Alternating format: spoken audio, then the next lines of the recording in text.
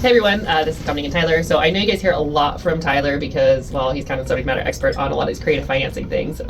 So we're going to start the video with me and my knowledge of owner finance, and then we're going to let Tyler fill in the gaps.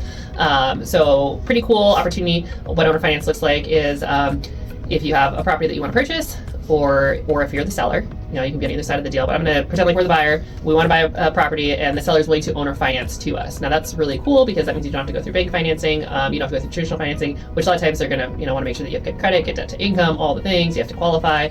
Seller, on the other hand, a private seller can not care about your credit. They can not care about how much money you have in the bank. And so it creates a lot more opportunity for folks who wouldn't traditionally qualify. So a good example of this is when my husband and I purchased some land. We had just quit our jobs with military, didn't have 2 years of work history to show to a traditional bank that we could qualify to buy this land. Well, the seller was okay with a larger down payment, which we had, and so we put that down. They didn't care about our credit, didn't care about the fact that we didn't really have jobs. We were starting new businesses, which is a little intimidating for private lenders. Not private lenders, traditional lenders. In this case, they didn't care, and so we were able to purchase this property with basically very new jobs and a down payment, and we made those payments, and that was great. On the flip side of it is if we stop making payments, they would get to keep our down payment and then also take the land back because it's collateral. So yep, cool.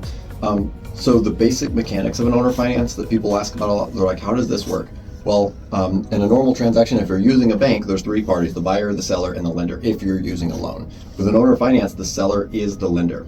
So people say, well, if I buy this, am I able to add on, or am I able to paint it? And the answer, pop it, is yes. The buyers are the owners. At closing, the buyer owns the property. The previous owner is now in the position of lender. So when the paperwork is done right, use a realtor and title company, the previous owner holds the mortgage on it, which is called a deed of trust and a deed of trust note here in Alaska.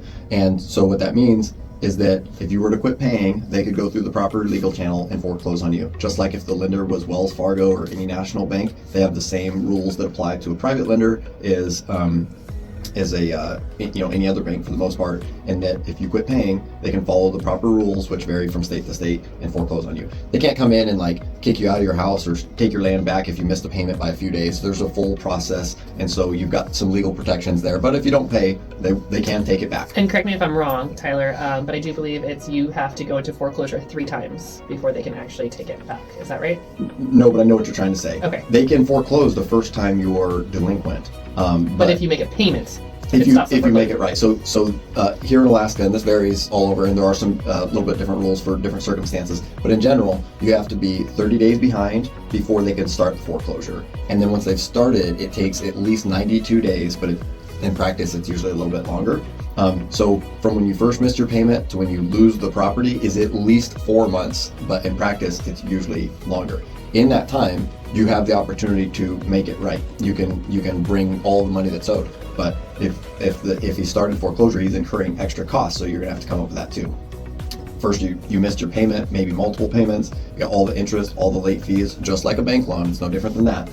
That would be accruing, and you've got the legal costs of the foreclosure, whether they do it with a private company or an attorney. There's going to be some legal costs on top of that. But if you bring all that money and pay it, the foreclosure stops. That's that. Now, if they have to do that 3 times, if you're perpetually, by the 3rd time, then they can say, we're not stopping the foreclosure unless you pay off the entire loan, which is much harder to come up with than a few months behind. But I mean, if it's a private owner finance note, these guys are kind of depending on this money. If you're going to continuously not pay, at a certain point, they need to move on with their financial life. And on the flip side too, I have heard of investors or sellers that have sold on owner finance who are they like it when their clients are late because as long as they make it right, they've earned that extra interest and money, which is maybe not the way to go, but it does make it more expensive for the person who purchased the property and also more income for the person who is giving out that loan. So when we close an owner finance property, usually the buyer has to come in with a down payment. That's not required by law or anything, but usually the sellers are going to require a solid down payment like you brought.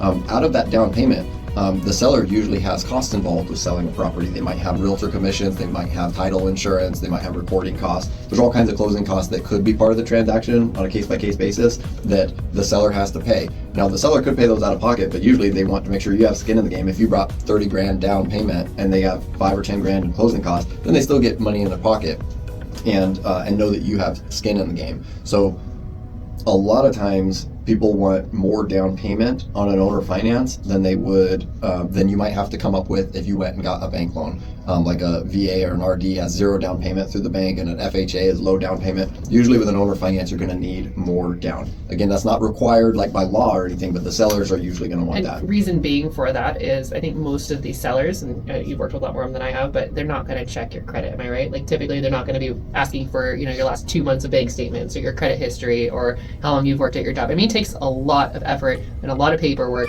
to get traditional financing, and usually these owner finance sellers are going to forego all that because they have that significant down payment that if you stop making their payment, it still makes it worth their investment to be selling to you. That's right. Every seller, just like they can have a minimum down payment that they want, they can also, they can set the terms. If you're borrowing money from a bank, the bank gets to set the terms as far as your credit and your income source. A lot of people like to buy with owner finance because maybe they haven't worked at their job to have a long enough job history, so they might make good money. They might have started a business. A lot of realtors are in this situation. If you start as a realtor and you do really well right off the bat, you don't have enough years of history to show that you can consistently do that, but you can afford the property. The seller, you can show the seller that you're making good money, and if you come in with like 20% down on a $300,000 house, that's $60,000 of skin in the game. That's pretty significant. And so they might not care about your job history, they might not care about your credit, but they're usually most concerned with the down payment and your ability to make the payment. Another example of maybe somebody who doesn't have necessarily bad credit or bad income, where owner finance will work out really well during COVID, and this is, an anomaly, I suppose. I don't think we're going to see that again anytime in the near future. However, we purchased another piece of land separate from the first one. They were adjoining parcels, which is why we bought them, but different time frame. Bought this second parcel, and we bought it on owner finance, not because we didn't have the work history. We absolutely had the work history and we had the income. We were in a really good spot. But the reason we did it on owner finance was because we were able to get the owner finance approved quicker because it was directly with the seller. The bank, they were so swamped that it would have taken a month for them to even review our application. And by then, that property could have been sold. So that was something that we were not willing to risk. So it was a time factor.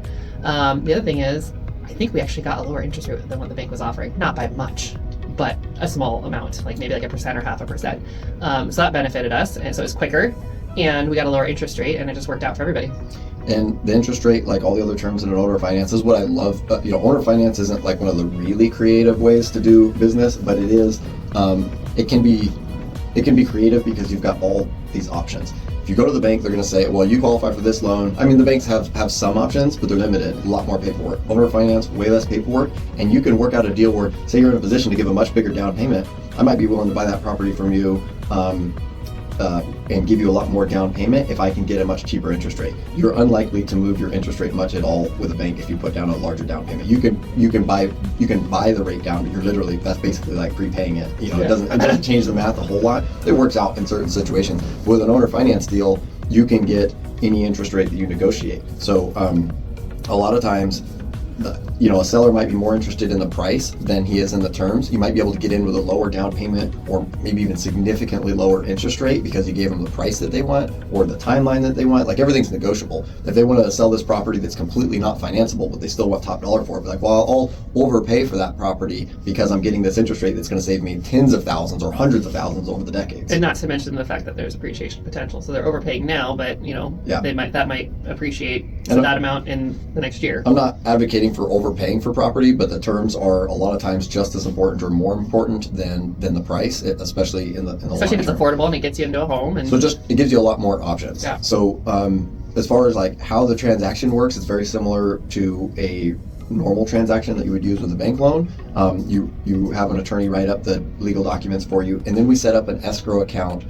There's a few companies that do options for this. But instead of like if I bought a property from you, instead of me sending you a check every month, and then it could get lost in the mail, or you said you didn't get it, and then we have to account for it and calculate the interest, just a nightmare. We hire a third-party company that will do all the accounting. So the person can set up auto payments just like anything else. So like on the ones that I'm paying, I'm auto pay every month, and then I get a little receipt in the mail that says how much went towards principal and interest. That third-party company is doing all the math and calculations. If the person doesn't receive the check because it wasn't received by the escrow company from the buyer, it's like that's that. There's none of this. Oh, it was lost in the mail. Be like, look, they didn't get it. That's and that. it's not expensive to set up these accounts either. It's like what, $125 a year. There's a few factors. It's gone up a little bit like everything else, but it depends on what all you want them to do and the beginning balance. So if you do like $1 million property versus a $100,000 property, there's a price difference there. But some of the things that you can have them do, which I recommend if you're buying a house or selling a house, is that you can have them hold additional funds for the taxes and insurance. So if you went and got a traditional loan from a normal bank and your monthly payment for that property was supposed to be $2,000 to the lender, you're probably going to be paying $2,400 or $2,500 every month because that additional $400 or $500 goes towards the taxes and insurance. The lender wants to make sure that you're not only paying them, you're also paying the taxes and insurance, because if it were to tax foreclose, they could lose their whole asset. If it were to burn down and there wasn't insurance, they could lose their whole asset. So they generally require that, and you can require that on owner finance also. And we can have it set up through the escrow account so that if I'm making you a monthly payment, I'm paying you $2,500 instead of $2,000, and that $500 sits there at this third-party company in escrow. That means set aside so that when the taxes are due twice a year in our area, they pay those taxes. You still have to, ultimately you're responsible, so you have to make sure that they get paid, but if they do, that's what they do. And then same with the insurance. The insurance bill will be sent to you and the escrow company. They will pay the bill out of your reserves. So you're paying it, in advance. Reserves being the escrow account, right? Yeah, out of the reserves. Every month when you make a payment, some of it is set aside in reserves for when those bills come due. And so if you were to end up, coming across a windfall and end up paying off that mortgage, any money that's sitting in reserves, you'd end up getting that back. But then you'd have to send it to the taxes and insurance yourself. So there's a lot of cool things you can do with owner finance. It's really not that complicated. It's very similar to using a regular loan, but there's more options. It's available on more properties that you can't get traditional financing on. It's available to more buyers who can't get traditional financing for any reason. It's more flexible with the terms. Everything's a lot more, buyer to seller negotiable instead of just what's available, and it works out really well. So, and commonly we see them on properties that aren't financeable because typically, a seller who maybe isn't as familiar with owner finance will try to sell their property and maybe don't understand why it's not selling, and then the conversation comes up, well, we need to. Not somebody who's been working with Tyler, because they would have already had that conversation. But a lot of times we see them on MLS, they don't sell because they're only advertising it as cash because it won't finance traditionally. So once you kind of get them on board with the owner finance option, then of course it opens it up to a larger buyer pool. That doesn't mean that you couldn't have a fully financeable traditional home sell on owner finance. You absolutely can. It's just less sellers are willing or likely to do that. But as an investor and as a seller, if you wanted to do that, you could potentially get a little bit more for the property, like Tyler was saying, increase your buyer pool. And yes, if they're not traditionally qualified, there could be some bigger hoops to jump through as far as making sure those payments come through, but it still is an option. Yeah, and a lot of land and commercial property sell with owner finance because though there's definitely loans out there for land and commercial properties, sometimes they're a little bit harder to qualify for, and the costs are more, both in interest and closing costs, especially on commercial properties. And you can get in on owner finance, even if the property is financeable. Owner finance is a great option in a lot of cases. There is one thing that is normally a downside to owner finance over some other options, and it's not all the time, but I would say if there is a downside to owner finance, it's that the seller usually wants more down payment. So it can be, you can get into a property with zero down on owner finance, but that's a needle in the haystack type of deal. It's just not common. It's very uncommon, but it's possible. Normally, sellers on owner finance want more down payment. They want some money in the bank. They want you to have skin in the game. And so, if you qualify for a bank loan and the property you want to buy qualifies for a bank loan, that might be the better option too. So it's there's a lot more options out there than you might think. If you have any questions about owner financing or traditional financing, we've got some great lenders we work with. We'd love to help you get to a house here in 2026. Thank you. Thank you.